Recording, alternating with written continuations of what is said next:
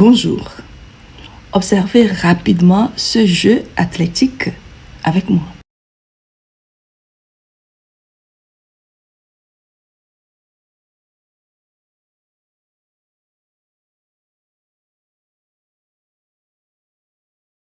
Ce jeu athlétique s'appelle bâton de piste de relais. Vous avez certainement remarqué que chaque athlète qui reçoit le bâton met en jeu toutes les techniques de la force mentale, la force physique, la force émotionnelle, comme l'endurance, la détermination, la rapidité qu'il faut pour passer le bâton au prochain athlète, avec pour l'ultime objectif que le dernier athlète qui va recevoir le bâton va gagner la course au nom de toute l'équipe.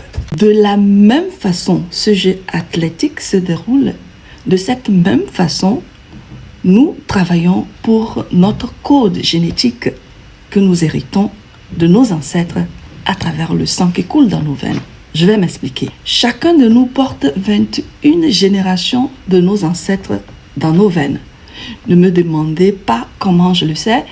Je ne peux pas vous le prouver. Ce n'est pas une connaissance scientifique, mais une connaissance spirituelle. Autrement dit, ton sang porte la mémoire de 20 ancêtres et tu es la 21e personne. Alors, ces 20 ancêtres t'ont passé le bâton, comme ces athlètes se passent le bâton entre eux.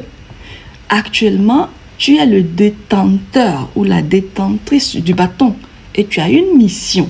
La mission est de mettre ta force physique, ta force mentale, ta force spirituelle pour pouvoir travailler et améliorer ce sang qui est la torche qu'on t'a passée afin de le passer à la génération qui va suivre. Pourquoi faut-il nécessairement travailler pour améliorer la qualité de son sang avant de le passer à la génération future? Eh bien, nous naissons en héritant des péchés à travers le sang qui coule dans nos veines. Ces péchés, on les appelle des péchés karmiques ou des dettes karmiques. Les péchés karmiques que nous héritons de nos ancêtres et que la science peut prouver sont les maladies héréditaires. Exemple, les maladies cardiovasculaires comme l'hypertension, l'hypotension, la drépanocytose, le diabète, etc. Maintenant, les maladies karmiques qui existent, mais que la science ne peut pas prouver ou ne peut pas encore prouver, sont les maladies que nous héritons de nos ancêtres, que nous pouvons identifier de nous-mêmes, mais en observant les membres de nos familles.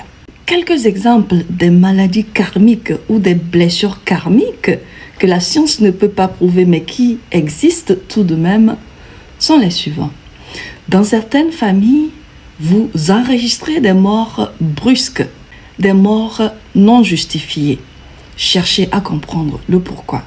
Dans certaines familles, les femmes ne se marient jamais. Cherchez à comprendre le pourquoi.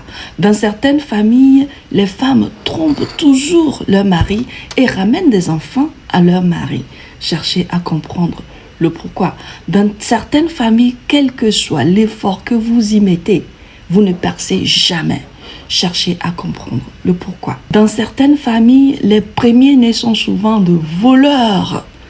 Cherchez à comprendre le pourquoi. Et lorsque vous comprenez le pourquoi cette blessure est collée à votre sang ancestral, c'est de votre mission de soigner cette blessure avant de passer la torche de votre sang à la génération qui va suivre. Pourquoi est-ce que c'est si important d'améliorer son sang avant de passer la torche à la génération future? Eh bien, nous sommes en mission sur Terre. Et l'objectif de la mission est de grandir spirituellement. Mais on ne peut pas grandir spirituellement lorsqu'on traîne des blessures dans son sang.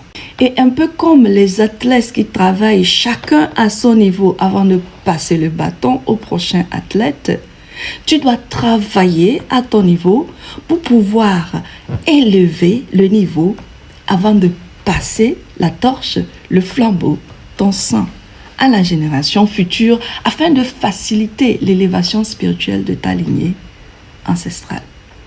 Passez une bonne journée de vendredi.